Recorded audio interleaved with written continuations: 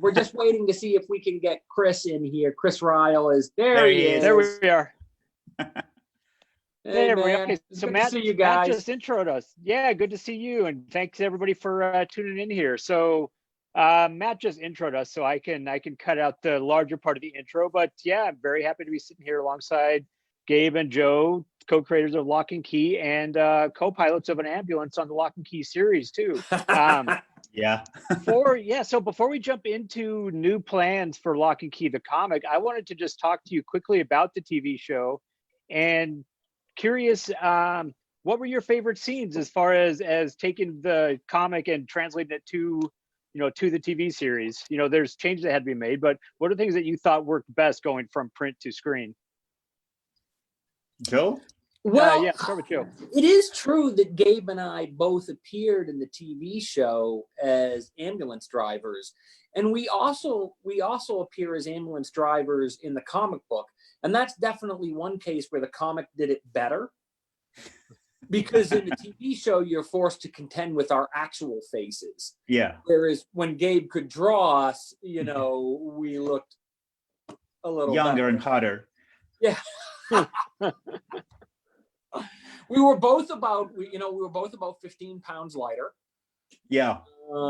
And 15 years younger. I mean, for me in the TV show, there's so much that I love. I think probably my favorite adaptation, my favorite element that was adapted was we did a chapter in Locke Key called In the Cave. Is that right? Is that what it was called? Yeah. Yes. And Kinsey and her friends go down into the caves looking for clues about what happened to her father. And they get trapped down there and they nearly drown. And the TV show also does a version of that story with Kinsey and her friends, the Savini Squad. And I thought that the TV show, that's a great example of how the TV show could take something that was in the comic and keep it, but also reinvent it.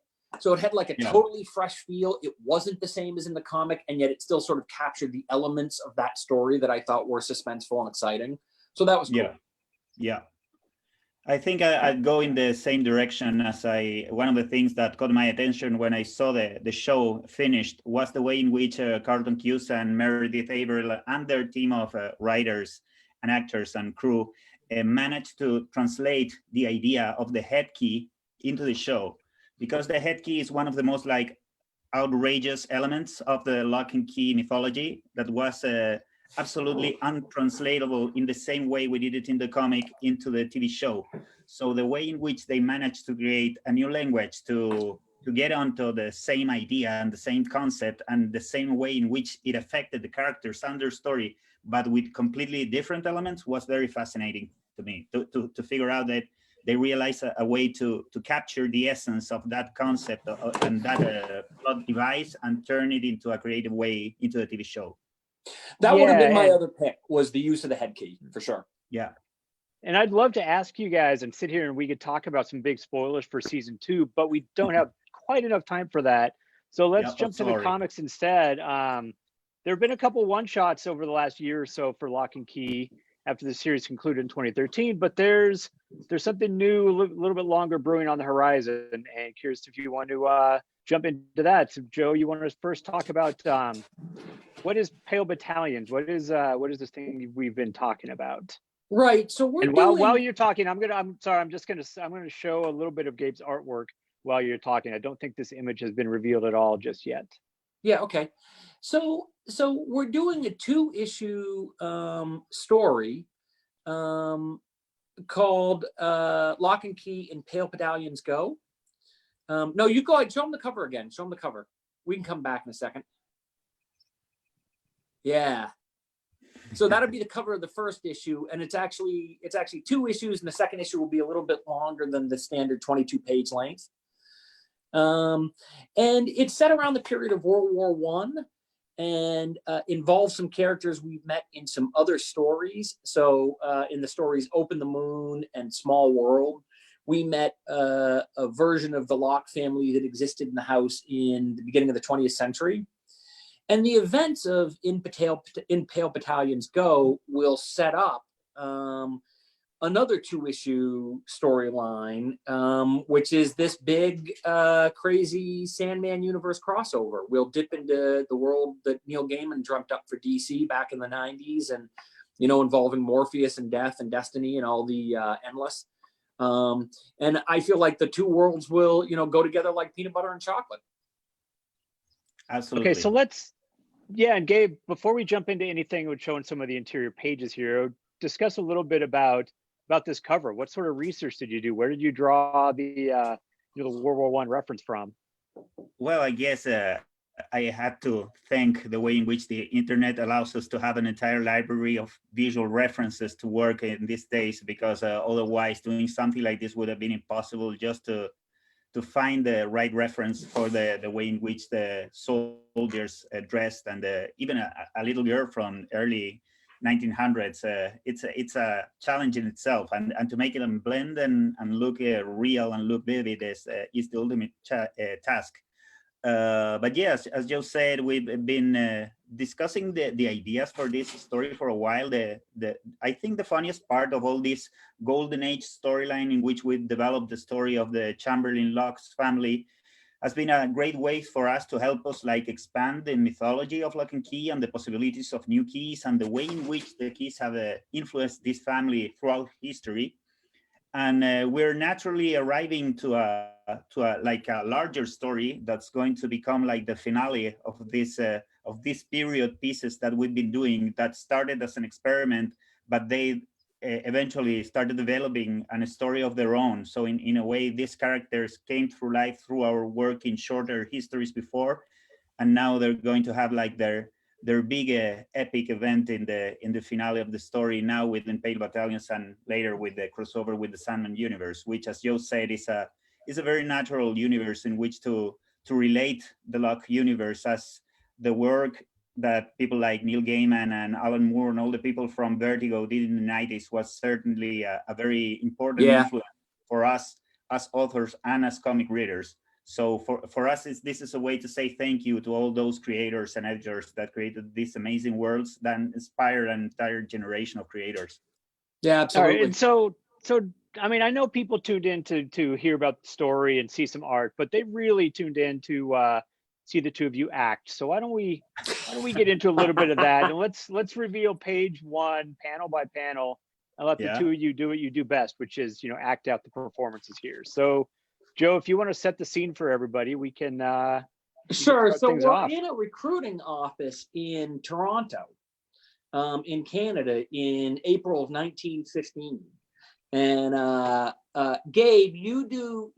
So it's John Locke has turned up there. Young Jonathan Locke has turned up there, and we have this guy we're calling Colonel Hughes behind the recruiting desk. Gabe, you go ahead and do John. Yeah, sure. Here I go. Sir? Are you the kid from the deli? I suppose you want the sandwich orders, eh? What's that one you do with the corned beef and tart pickles? That was a humdinger.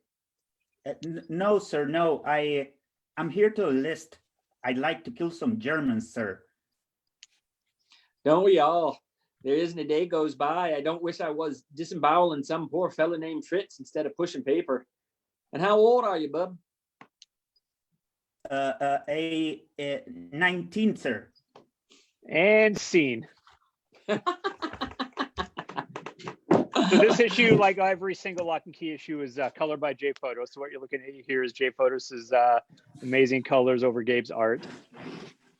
And we have one other page from the issue that we'd like to show you, which isn't really a story page, but it's just gorgeous. God, and really sets, I love that sets so the much. mood and feel. Yeah. Welcome back home. Hey, yeah. So that's actually the inside the cover. That's actually the inside the cover image. From the first issue of In Pale Battalions Go. Can we get that colored? Will it be colored in the? Normally we do those black and white, but is there any chance we can have that colored in the issue? I mean, yeah, we should talk about the editorial role right now while everybody's listening. That's what I thought everyone yeah. would enjoy. Yeah, totally. Yeah, let's do it. I mean, the more we can show Jay's gorgeous colors, the more we should. How was my So Canadian beyond accent? that, I'm sorry? How was my Canadian accent? I was trying to do a Canadian accent for Colonel Amazing. Hughes. I was We'll trying to let do the the guys, remember commenters- Strange Brew? Hey, We'll let the commenters on Facebook weigh in on that. Yeah, it would be a more accurate. Hey, do we have judges. questions from the peanut gallery? Yeah. I think we will, but while we're checking on that, let's show a little bit more of Gabe's art here. Yes. Spoilers. We are collecting every single issue of the main Locke story in one book, one of those big 1,000-page omnibus books, big hardcover books. And Gabe just did a brand new front cover, which you're looking at here, and a back cover, which we'll show you in a minute, but you're getting a bit of that in the background of on Joe's screen. Gabe, what were you doing here? Like, you've done so many Locke and Key covers. Like, how do you find your way into another cover like this that sort of sums up the whole series? Well, in a way, it's to get back to work with the Lockes and this universe. It feels so like natural and easy at this point. It's really a very welcoming experience to return here and try to new things visually, as the experience with Pyle, the working in other projects and stuff like that really show in a way that now I feel like I have more tools to deal with new challenges in terms of visuals and what we can see from a storytelling perspective and also from a design and illustration perspective. So it was really like refreshing and fun to return to these characters that felt like part of our own families right now, and to get back to them and try new things and make them look like in a way in which you can feel that the story is piled on their shoulders. So I tried to reflect all of that and have a lot of fun. In a way, it's trying to do these two covers. This cover and back cover was trying to capture the most of the fun that the Locke and Key story evokes. So I think in a way we managed to sort it out. I'm very happy with that. So we have 2 minutes left. So let's try to hammer through some questions really quickly. Before I do questions, a quick comment from Heather Megan says, I love the Locke and Key series. Also totally walked into Joe at BookCon last year because I was looking at my phone instead of where I was walking. So at least doing things virtually this year, like she stays safe and doesn't have to worry about doing that again. First question, I'd love to hear about the collaborative process between Joe and Gabe, since that process varies so much between creators. Yeah, I mean, I always say that we're like an old married couple where we finish each other's sentences. And, Gabe was just talking about how easy it was to draw the covers for the new compendium. And he's been turning out pages for Pale Battalions really quickly. And that kind of jibed with my own experience. I was really scared about diving back into Locke and Key for an involved storyline. It's one thing to do a quick little one-off or something, but a real story. I was a little worried, what if it's been too long and I can't come back? Thomas Wolfe said you can't go home again. Turns out he was wrong. It was actually really easy. It was like the easiest thing I wrote all year. It just felt like, oh yeah, I remember this. I remember how much I like this. By the way, Canadian Ron McKenzie says, as a Canadian, Joe, your accent was passable and they will allow it. So okay, cool. Good to hear. Let's see. There's a lot of compliments for Gabe's art, which we all agree with. Let me see if I have anything else to show real quick before we have to wrap here. I'm disappointed that there's so much praise for Gabe's art and so little for my Canucker, my Canucker stylings. I mean, you got the one. That's probably more than was deserved. So look. Oh wow. So we did a Locke Key coloring book a few years ago, but we're going to remaster it and do it in a new format, new edition, and represent Gabe's work all over again for people to be able to play with themselves. I've seen some people do some really amazing work with those coloring books too. But people who've done some coloring just about give Jay a run for his money.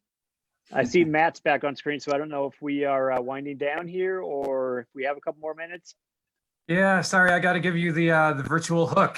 I'll get my cane and okay, well, thanks again, everybody. Appreciate it. Hey guys, thanks so much. We had a blast. This was great. Thanks so much. Great accent. You're a proud American Canadian. All right, everyone. Guys. Thanks. All right, bye-bye.